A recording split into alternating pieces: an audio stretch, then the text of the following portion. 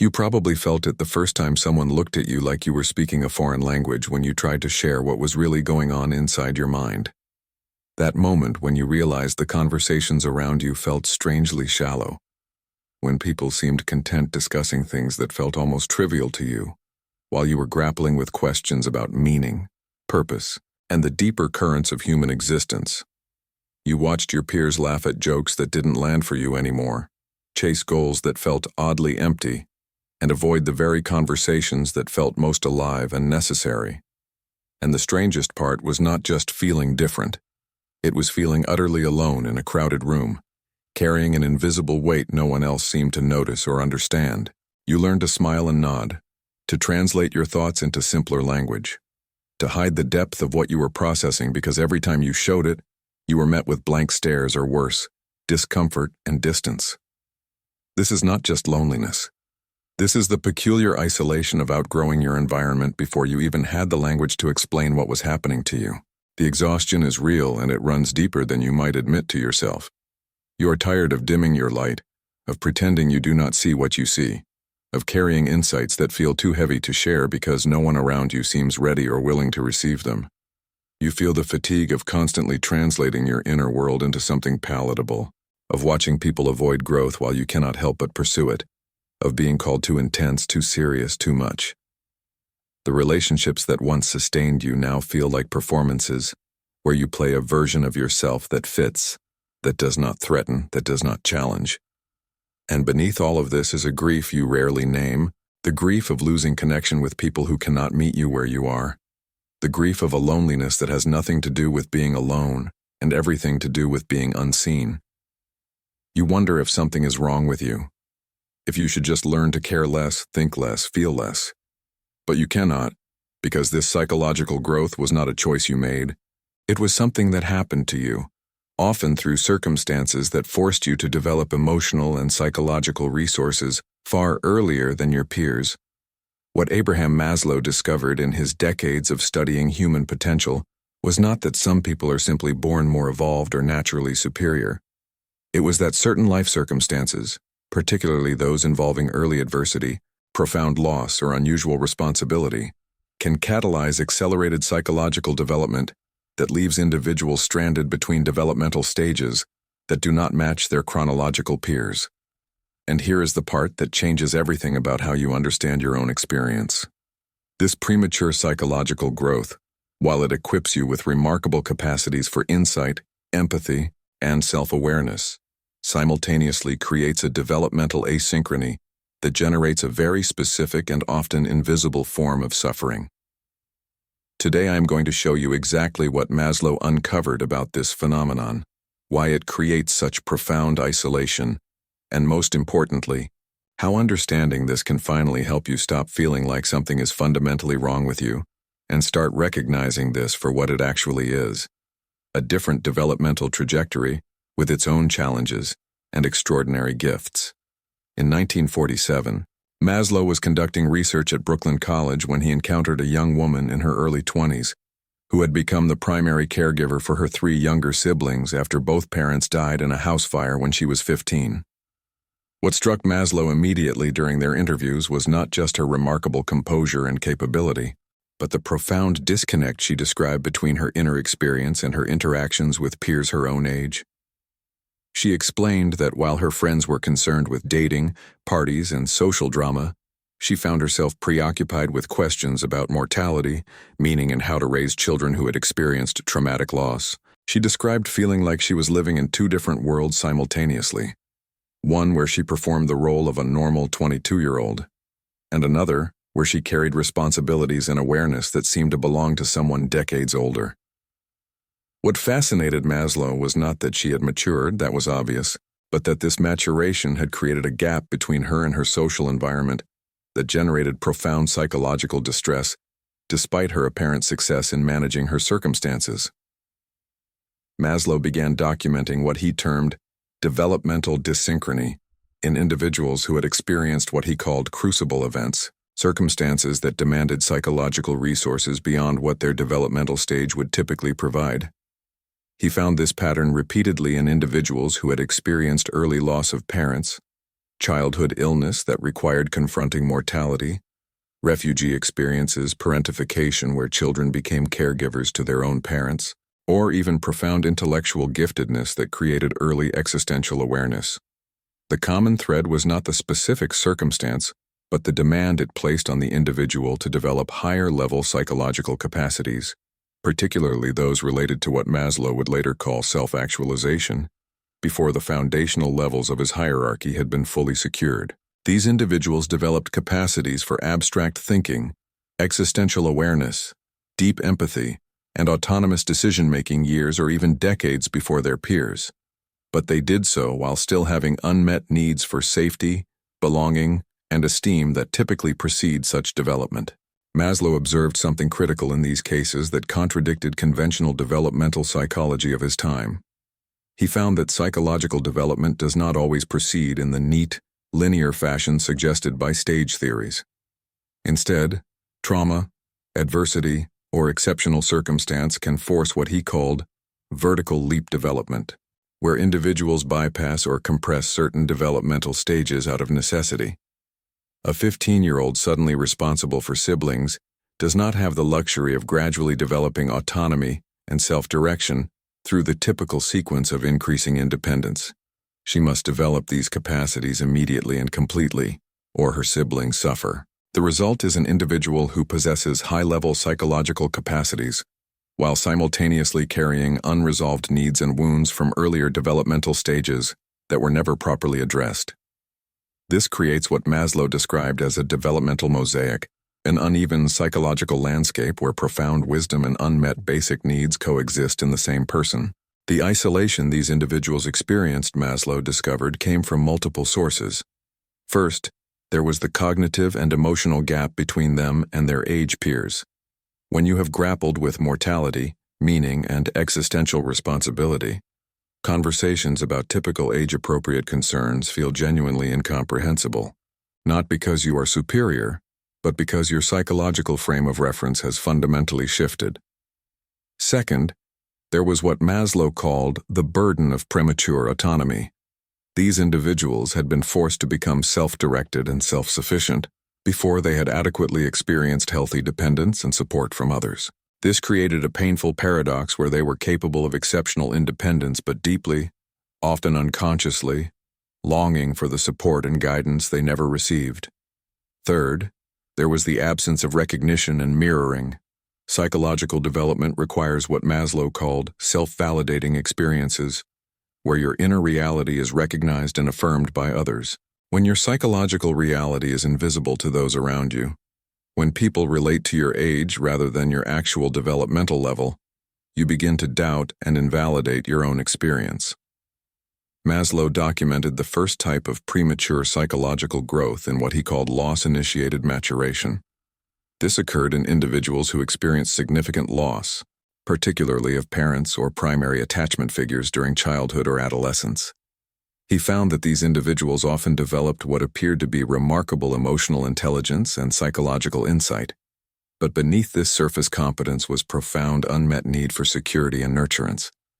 They learned early that the world was unpredictable and that survival required self-reliance, so they developed sophisticated emotional regulation and problem-solving capacities.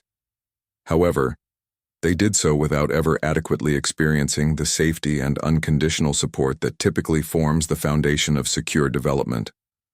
The result was individuals who could hold space for others' emotions with extraordinary skill, but struggled to allow their own vulnerability to be seen or held. They appeared emotionally mature but were often operating from a defensive autonomy, independence born not from secure attachment, but from the absence of anyone reliable to depend upon. The second type Maslow identified was responsibility-induced acceleration, seen most clearly in children who became caregivers to parents, either through parental illness, addiction, or emotional instability. These individuals developed high-level capacities for empathy, emotional attunement, and complex psychological understanding because their survival, and often their parents' survival, depended on it. A child learning to manage a parent's moods, anticipate their needs, and regulate the emotional climate of a home develops psychological skills that typically belong to trained therapists. but they develop these skills without the cognitive maturity to understand what they are doing, or the support system to process what they are experiencing. Maslow noted that these individuals often became what he called precocious caregivers in their adult relationships, instinctively attuned to others' needs while remaining largely disconnected from their own. They experienced their relationships as fundamentally unbalanced, always giving and rarely receiving, not because they chose unavailable partners, but because they had never learned that relationships could function any other way. The third pattern was what Maslow termed crisis-forged wisdom, found in individuals who survived war, displacement, persecution, or other collective trauma during their formative years. These individuals often developed philosophical and existential awareness far beyond their years because their circumstances demanded it. When a child experiences the collapse of social order, the unreliability of safety, or the evidence of human cruelty on a large scale, they are forced to grapple with questions about meaning, mortality, and human nature that most people can defer until much later in life. Maslow found that these individuals often possessed remarkable resilience and psychological depth, but they also carried what he described as existential loneliness, a fundamental sense of being separate from others who had not witnessed what they had witnessed or knew what they knew about the fragility of human systems and the depth of human darkness. The fourth type was intellectual precocity leading to existential precociousness. Maslow found that highly gifted children who developed abstract thinking capabilities very early often confronted existential and philosophical questions years before they had the emotional maturity or support systems to process them. A child of 8 or 9 who comprehends mortality, infinity, or the ultimate meaninglessness that must be personally created does not have the emotional resources or life experience to contextualize these realizations. They experience existential anxiety and isolation without understanding what they are experiencing, or why no one around them seems to be grappling with the same questions. Maslow observed that these children often learn to hide their inner experience, creating what he called a false developmentally appropriate self, performing the interests and concerns expected of their age, while privately wrestling with concerns that belong to much later developmental stages. What made this premature psychological growth particularly painful, Maslow discovered, was not just the gap between these individuals and their peers, but the responses they received when they tried to bridge that gap. When they shared their deeper thoughts or concerns, they were often met with what Maslow termed developmental dismissal. Peers would respond with incomprehension or discomfort, essentially communicating that these concerns were inappropriate, too heavy, or unnecessarily serious. Adults often responded with what Maslow called premature reassurance, offering simplistic comfort or advice that entirely missed the depth and complexity of what the individual was actually grappling with. Over time, these individuals learned that their inner experience was not just different, but unwelcome, that sharing it created distance rather than connection. So they developed what Maslow termed a translation practice, learning to convert their actual thoughts and concerns into simpler, more socially acceptable versions, or simply hiding them entirely. The consequences of this extended far beyond temporary loneliness. Maslow found that these individuals often developed profound distrust of relationships because their repeated experience was that authentic self-expression led to disconnection. They learned that to maintain relationships, they had to perform a version of themselves that was more conventional, less intense, less deep. This created a painful double bind where relationships required hiding the self, but hiding the self meant relationships could never truly satisfy the fundamental need for being known and accepted. Many of these individuals oscillated between two equally unsatisfying strategies. Some chose isolation, withdrawing from social connection, to avoid the pain of performing and pretending. Others chose performance, maintaining numerous relationships but experiencing profound loneliness within them because no one knew who they actually were. Maslow also identified what he called the imposter paradox in these individuals. Despite often being remarkably capable and insightful, they frequently experienced themselves as fraudulent or inadequate. This seemed contradictory until Maslow understood its source. These individuals had developed high-level capacities without the usual foundation beneath them. They had wisdom without security, insight without belonging, self-direction without esteem. They felt like imposters because they intuited correctly that their psychological structure was different from others, that they had capabilities that seemed to appear out of nowhere without the typical foundation. They also felt fraudulent because they were so practiced at performing a simpler version of themselves that they began to doubt which version was real, whether the deep perceptive version was the truth or an affectation, whether the simple performed version was the lie or actually who they were. Here is where you might be recognizing yourself in this pattern, and if you are, I want you to pause and really take this in. The feelings you have carried, the sense that something is off about you, the exhaustion of translation and performance, the loneliness even in connection. These are not character flaws or personal failures. They are the predictable consequences of a developmental trajectory that does not match the standard path and therefore does not receive the recognition, support, or understanding it needs. Think about what it has meant for you to carry depth that others do not see, to have insights that have nowhere to land, to feel simultaneous capability and vulnerability in ways that make no sense to people around you. Consider the relationships you have edited yourself in, the conversations you have simplified yourself for, the countless moments you chose silence over the risk of being met with incomprehension. Has this shaped how you see yourself? Have you started to believe that your depth is a burden rather than a gift? That your awareness is a curse rather than a capacity? That you are simply too much for normal human connection? If any of this is landing for you, if you are feeling that particular ache of recognition, I want to hear from you. Leave a comment with this simple phrase, "I thought I was the only one." Your experience matters, and more than that, your willingness to name it here might be exactly what someone else needs to feel less alone in this. You have more power to heal through simple honesty than you realize. Maslow spent considerable time studying what he called arrested self-actualization in individuals with premature psychological growth. He found that despite developing many characteristics associated with self-actualizing people, deep awareness, autonomy, philosophical perspective, creativity, these individuals often became stuck in patterns that prevented full flourishing.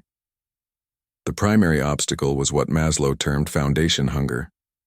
Because their higher-level development had occurred before lower needs were adequately met, they remained unconsciously preoccupied with those unmet needs even as they operated from higher developmental levels. A person with profound insight and self-awareness might still be driven by unconscious attempts to secure the safety they never had, or to obtain the belonging they never experienced, or to gain the recognition and esteem that was never provided. This created confusing behavioral patterns where individuals acted from two levels simultaneously, making self-actualized choices in some areas while being driven by basic unmet needs in others. Maslow identified several specific patterns of foundation hunger. The first was what he called safety-seeking through achievement. These individuals pursued accomplishment, financial security, or status with a driven quality that seemed inconsistent with their otherwise philosophical and non-materialistic orientation. What Maslow realized was that they were not pursuing achievement for its own sake, but attempting to secure the basic safety needs that were never met earlier in development. No amount of achievement could satisfy this hunger, because achievement cannot substitute for the childhood experience of fundamental safety. The second pattern was belonging hunger masked as social performance.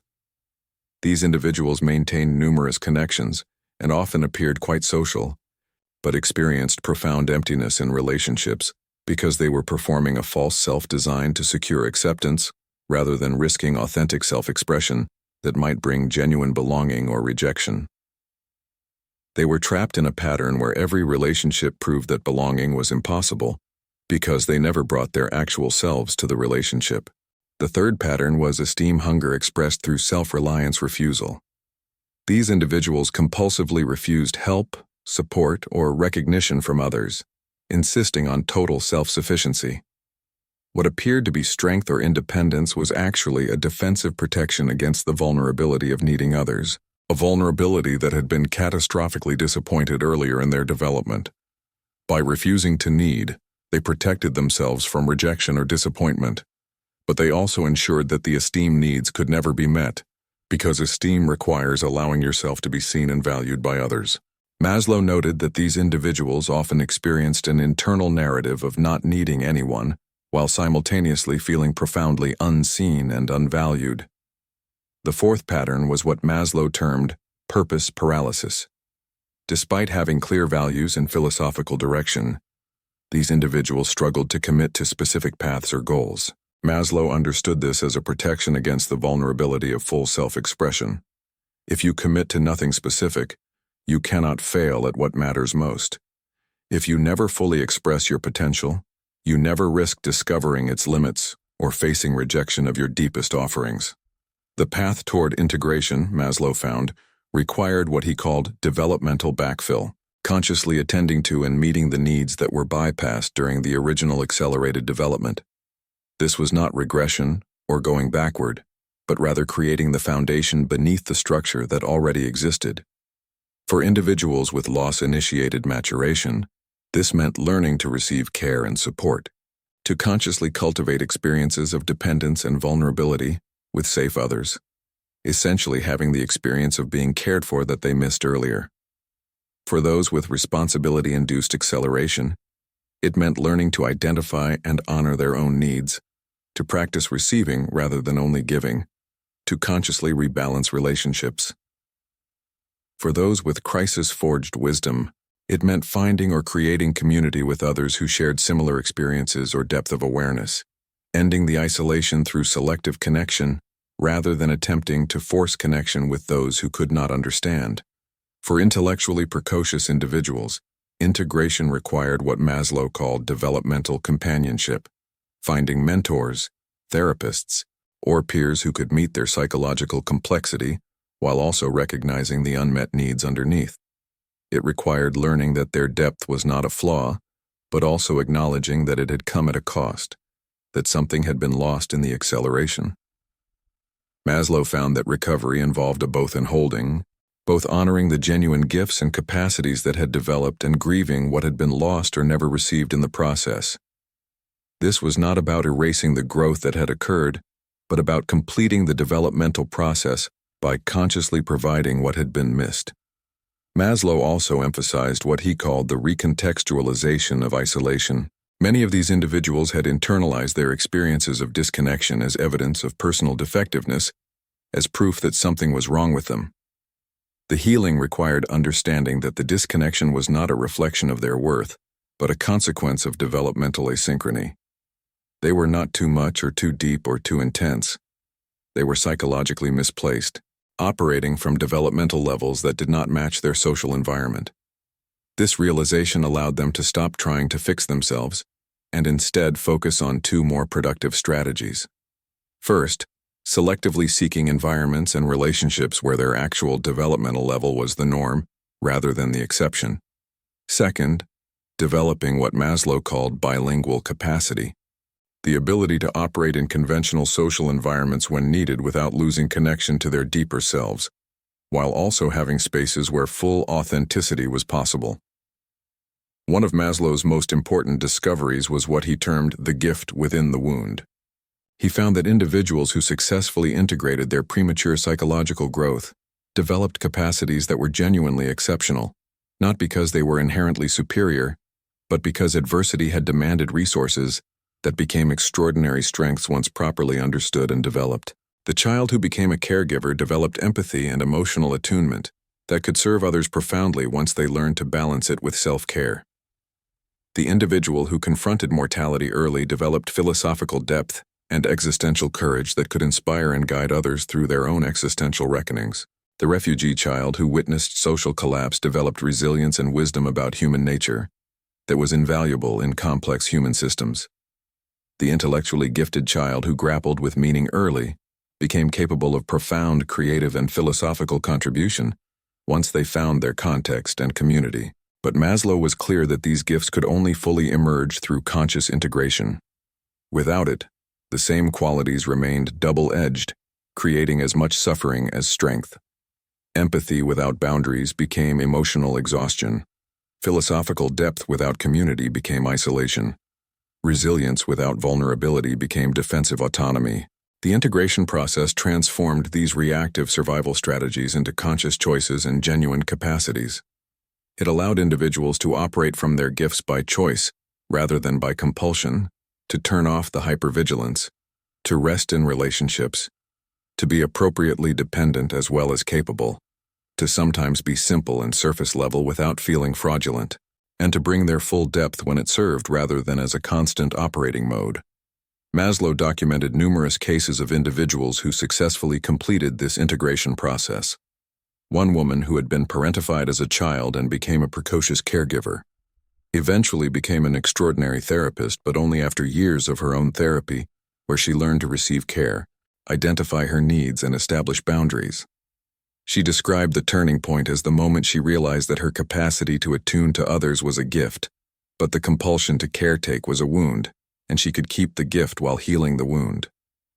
A man who had survived war as a child and carried profound existential awareness eventually became a philosopher and writer whose work touched millions, but only after finding community with other survivors and scholars who could match his depth. He described finally feeling home not in a place but in a level of conversation and consciousness. Another individual with intellectual giftedness who had experienced existential precociousness became a scientist making meaningful contributions to human knowledge, but only after finding a partner who could meet both his intellectual complexity and his emotional needs, allowing him to stop performing simplicity and experience being fully known. What these successful integrations had in common was a shift from shame to understanding. These individuals stopped experiencing their developmental trajectory as a personal failure and began seeing it as a different path with its own logic and requirements. They stopped trying to force themselves into conventional developmental narratives and instead honored their actual experience. They stopped waiting for their age peers to finally catch up or understand, and instead sought out the specific kinds of relationships and environments where their developmental level was appropriate. They grieved what they had lost, the childhood ease they never had, the luxury of gradual development, the experience of being met where they actually were during their formative years, and that grief was important, because it validated that something real had been lost even as something valuable had been gained.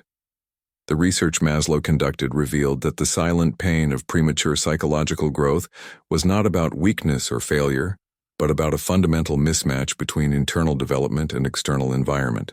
The pain came from developmental asynchrony combined with invalidation, from being psychologically different in ways that were invisible and therefore unrecognized. The solution was not to force yourself to become simpler or to wait for everyone else to develop, but to understand your trajectory, seek appropriate environments, complete the developmental backfill consciously, and reframe your depth from a burden to a capacity that simply needs the right context. This was not about fixing what was broken, but about understanding what was different and honoring, rather than pathologizing that difference. Now remember, that young woman Maslow first met in Brooklyn in 1947, the one who had become a caregiver to her siblings at 15 after losing both parents. 20 years later, Maslow interviewed her again as part of his longitudinal research. She described a journey that included years of what she called learning to be young, even as I was old, intentionally seeking experiences of play, dependence, and carefree spontaneity she had missed. She described finding a partner who could see and value both her depth and her vulnerability, who did not need her to be only capable or only needy, but could hold the complex reality of both. She described building a chosen family of friends who shared her level of psychological awareness, where conversation could go to the depth she needed without apology or translation. She had become a social worker specializing in bereaved families, using her experience and hard-won wisdom to serve others, while also maintaining clear boundaries that her younger self had never known. Most strikingly, she described no longer feeling like she was living in two worlds. She had found a single integrated world where her depth and her needs, her capabilities and her vulnerabilities, her old soul and her still healing younger parts could all coexist and all be real. This is what Maslow's work offers you if you recognize yourself in this pattern. This is not a life sentence of isolation and performance. This is a developmental trajectory that creates specific challenges and specific gifts, and both are real. The challenges include the very real pain of developmental asynchrony, of being psychologically out of sync with your environment, of carrying depth that has nowhere to land, of needing things you were forced to provide for yourself before you should have had to. These challenges are legitimate, and they deserve recognition and active healing attention. The gifts include genuine capacities for insight, depth, empathy, philosophical awareness, resilience, and autonomy that most people develop much later, if at all. These gifts are also real, and they deserve to be valued, developed, and expressed in contexts where they can truly serve. You are not too much. You are not fundamentally broken or defective. You are psychologically developed in ways that do not match your chronological path, and that creates isolation when you are in environments designed for typical developmental trajectories. The solution is not to diminish yourself or pretend to be simpler. The solution is understanding what happened, grieving what was lost, completing what was missed, and finding or creating contexts where your actual developmental level is not an aberration, but a gift. The solution is learning to be bilingual, capable of operating in conventional spaces without losing yourself, while also having spaces where you can be fully, authentically, deeply yourself, without apology or translation. Your depth is not a curse, and your awareness is not a burden. They are the evidence of a psyche that was demanded to grow in extraordinary ways, and while that growth came at a cost, the growth itself is real and valuable. You developed something true and powerful through those crucible experiences that forced premature psychological maturation. The task now is not to undo that development, but to honor it while also tenderly caring for the parts of you that were neglected in the acceleration, to build the foundation beneath the structure that already exists, to finally receive what you were forced to provide for yourself, to let yourself be seen at the depth you actually operate from, rather than continuing to perform a simpler version for an audience that cannot comprehend the real you. If you have felt seen in this exploration, if something has shifted in how you understand your own experience, I want you to know that this conversation does not have to end here. This channel exists as a space for continued discovery of what Maslow understood about human potential, human development, and the specific challenges faced by those who develop differently than the standard path. We explore the psychological realities that most spaces never touch, the depths that matter, the questions that actually change lives. If you are tired of surface-level psychology that does not address what you actually experience, if you are hungry for understanding that meets the complexity of real human development, I invite you to join this community. Hit that subscribe button not as a passive gesture but as an active choice to continue this journey of understanding together. Every week we go deep into the aspects of psychological development, self-actualization, and human potential that Maslow dedicated his life to understanding. You have found a space where your depth is not too much but exactly right, where the conversations match what you actually think about, where you can finally stop translating and just be understood. This is your place.